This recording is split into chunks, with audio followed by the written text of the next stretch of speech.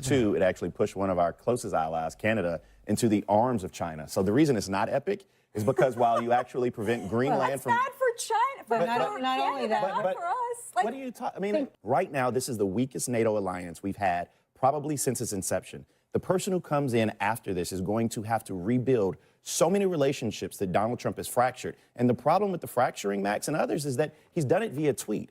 I mean, he's done it with asinine, childish behavior. And I think the best example was the one that you said, which we need to state again so people are clear, that one of the reasons that he did this was simply because he did not get the Nobel Peace Prize. And I'm not making this up. He literally wrote, I mean, somebody left him in the room to write this to another foreign leader. In today's video, Bakari Sellers shuts down Batya Ungar-Sargon on NewsNight with Abby Phillip as a fiery debate erupts over Donald Trump's aggressive Greenland push, NATO tensions, and the fallout from strong-arm foreign policy tactics. As Batya Ungar-Sargon tries to frame the strategy as tough leadership, Bakari Sellers challenges the damage done to US alliances, global trust, and America's role on the world stage. So let's dive in and watch how Bakari Sellers shuts down Batya Ungar-Sargon on NewsNight with Abby Phillip. The Western alliance was being threatened. The U.S. flirted with an invasion of an ally. Markets fell, and suddenly Donald Trump went nirvana and said, never mind. After weeks of making it clear that he really wants Greenland, President Trump appears to be giving in. Today, he announced the framework of a deal and that he's pulling back on his threats to tariff all European allies. We have a concept of a deal. I think it's going to be a very good deal for the United States, also for them. And we're going to work together on something having to do with the Arctic as a whole, but also Greenland. A deal of ownership, a deal... Well, it's a little bit complex, but we'll explain it down the line. It's not specific enough to know at this point how long this lasts, whether it's... Forever. Forever. It'll be forever.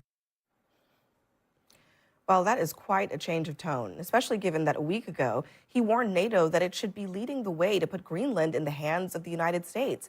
And, quote, anything less than that is unacceptable. Well, the details of the framework are still unclear tonight, but CNN is learning a little bit that the potential deal could include increasing U.S. military presence in Greenland. Max Boot is joining us in our fifth seat. He's a senior fellow at the Council on Foreign Relations and a Washington Post columnist.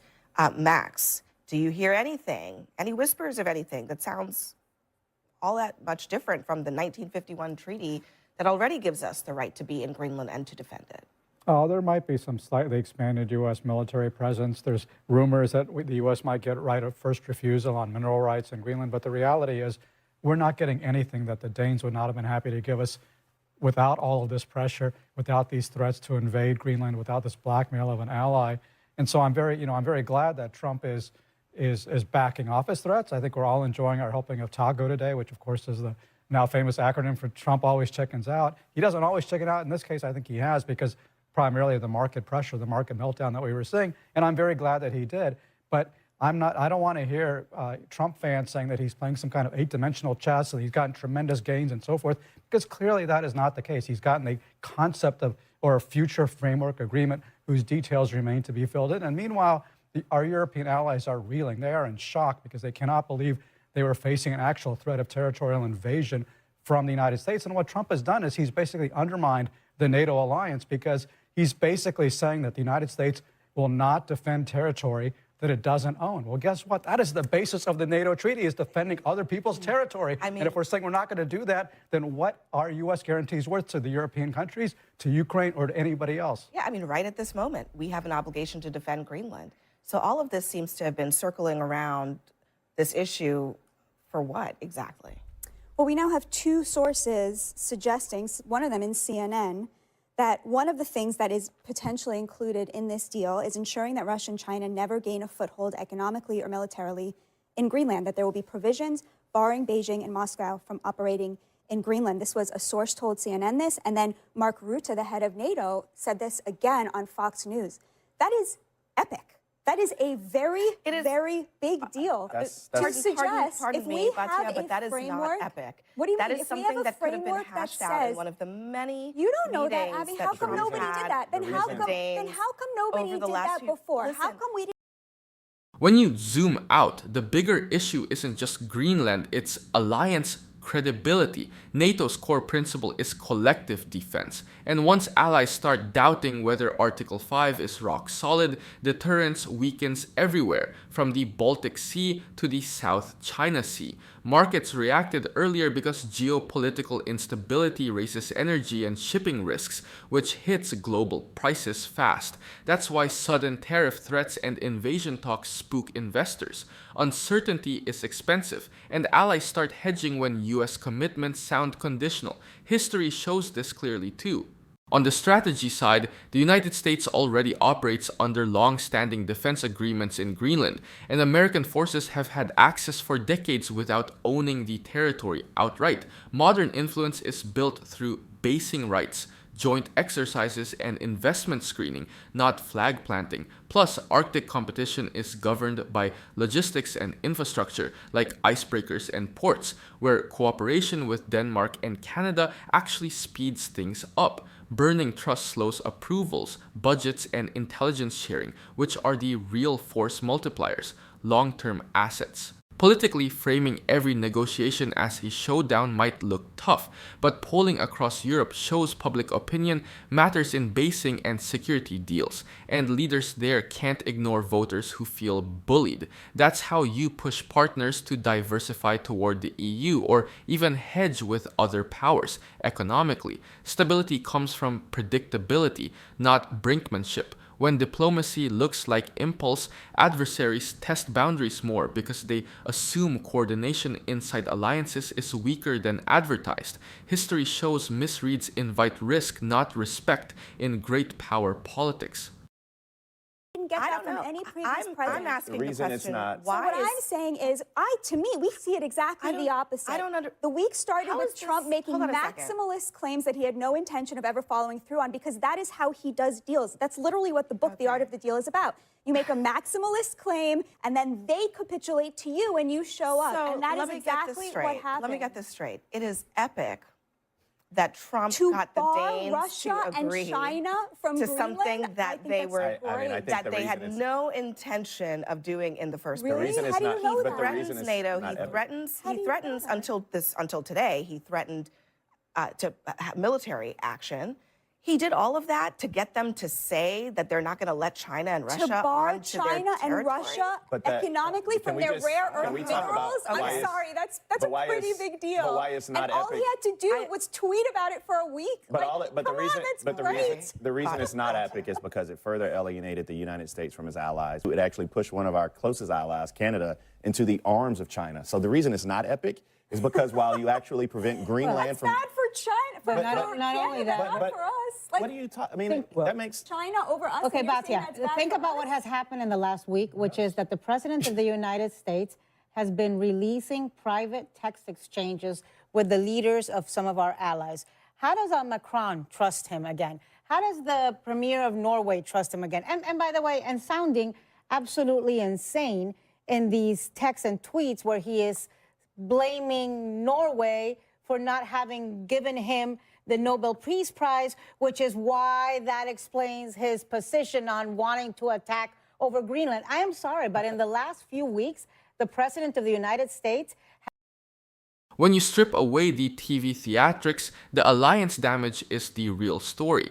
Denmark is a founding NATO member, and Greenland's security has been covered under existing defense agreements for decades, including US, base access without ownership, threatening military action against an ally over territory that legally isn't for sale, cuts against the post-World War II system the US built. Smaller NATO countries watch that and wonder whether security guarantees depend on personal moods, not treaties, which weakens deterrence far beyond Arctic. On the economics, Greenland's rare earth sector is tiny right now, and most processing still runs through China because the West underinvested for years. Fixing that requires long-term financing, environmental approvals, and cooperation with Denmark and the EU, not public brinkmanship. Markets hate geopolitical whiplash. That's why tariff threats tied to unrelated demands trigger sell-offs and currency swings. If partners start diversifying defense and trade ties away from Washington to reduce risk, US leverage actually shrinks, even if one headline concession looks flashy. Then there's the trust factor. Diplomacy runs on private channels, and leaders share candid assessments, assuming discretion. When sensitive communications spill into public fights, future conversations get shorter and more guarded, which slows intelligence sharing and crisis coordination.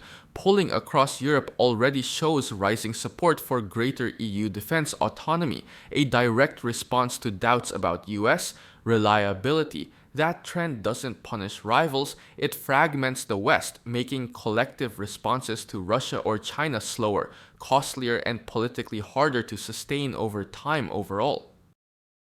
Don't you think part of this was a direct result to Venezuela and him feeling now like he's Charlemagne he's empowered, out there conquering the world? To me, Yes, yeah, he has absolutely. turned into that character from Mary Poppins, Yes. Admiral Boom. The guy who thinks he's a naval officer and sets off a cannon from his window in a townhouse in London at 8 in the morning every day. Donald Trump is Admiral Boom with these delusions that he's some sort of military leader that can just go and take possession of different countries. There's also something else that came from this, which I rebut your position that this is the same Donald Trump. There's nobody today that would say that when they watched that speech in Davos that he was the mental acumen or acuity was there. You saw the aging man. You saw him stumble. He doesn't even. He called Greenland Iceland a few times throughout his speech. We'll talk about that. But also the second part of that is that the reason that this isn't some type of 3D, 4D chess, as people like to get themselves in pretzels on this show and other shows to say this is what Donald Trump really meant. Don't believe what he writes. The reason that it's not is because if you want to actually protect the Arctic, which I believe is a noble goal from Russian ships or China or whomever it is, one, you don't push allies. That's why it's not epic. You don't push allies into the arms of foes. That's why Canada doing business with China should be a problem for you. The other thing you do is you don't go at it alone. Right now, this is the weakest NATO alliance we've had probably since its inception. The person who comes in after this is going to have to rebuild so many relationships that Donald Trump has fractured. And the problem with the fracturing, Max, and others, is that he's done it via tweet. I mean, he's done it with asinine, childish behavior. And I think the best example was the one that you said, which we need to state again so people are clear, that one of the reasons that he did this was simply because he did not get the Nobel Peace Prize. And I'm not making this up. He literally wrote, somebody left him in the room to write this to another foreign leader. Are we ignoring that? There's no doubt Donald Trump has a fixation on the Nobel Peace Prize and would like the Nobel Peace Prize. I think He's got one. He has the hardware. The woman who has been the opposition leader, risking her own life for decades in Venezuela, had to show up at the Oval Office schlepping the Nobel Peace Prize so that the toddler-in-chief that is in the Oval Office can satisfy his very strange fixation. A great woman. I really think great woman, all as of us, I say, all and of us Donald should Trump pull says. together every trophy we have gotten. I've got some honorable dump 'em on mentions. the- just dump 'em on the side. But hold on, let me just, can I just for a second. Donald Trump doesn't trust Europe. I actually don't think it's as weak as you say it is. I think their security is as good as it's ever been. If we have Greenland under U.S. control, it'll be even stronger. But look, You're not he getting doesn't that. trust Europe, and he doesn't like the way we've handled foreign policy in the past. Why The doesn't he failed trust- But you're not getting JCPOA, that. the Syria... The first thing you just said, you're not getting. You're not getting I that. have from your- We don't know what it looks I have like yet. questions about why he doesn't trust Europe. But since Canada's been brought up a couple times, I do want to play this. This is from Canadian Prime Minister Mark. There's also the economics people skip. Developing rare earths or Arctic shipping lanes takes billions, years of permitting, and multinational investment. Europe and Canada are already coordinating Arctic patrols and sanctions policy through NATO and the EU, while China's Arctic footprint remains limited and heavily scrutinized. If Washington looks unpredictable, allies hedge, boosting their own defense industries and trade links to avoid over-reliance. That doesn't punish Beijing or Moscow, it just dilutes US influence inside the very coalition meant to balance them. And the trust piece is huge. Diplomacy runs on quiet credibility. When leaders start doubting whether private talks stay private or whether treaty commitments hinge on personal grievances, Cooperation slows. You see it in polling trends across Europe showing rising support for strategic autonomy. That means more independent decision-making, less automatic alignment with Washington. For a country whose power has long come from leading alliances, not going solo, that's a self-inflicted downgrade dressed up as toughness. And it's exactly why steady coalition politics usually outperform impulse moves.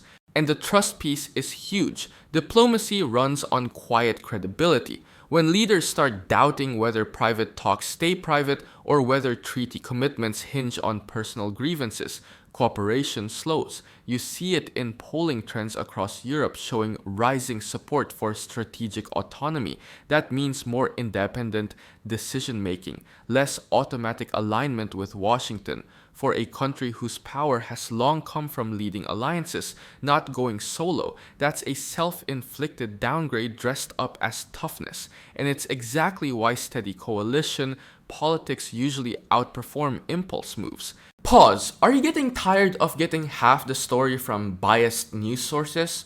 One outlet says one thing and another says the complete opposite. How are you supposed to know what's actually true? That's where ground news comes in. It lets you compare how different media outlets, left, right, and center are covering the same story. So you can see the full picture instead of just the echo chamber. And here's the best part. Click the link in the description and get 40% off the Vantage tier, which gives you even deeper insights into media bias and political trends. Stay informed, think for yourself, and check out Ground News in the description down below.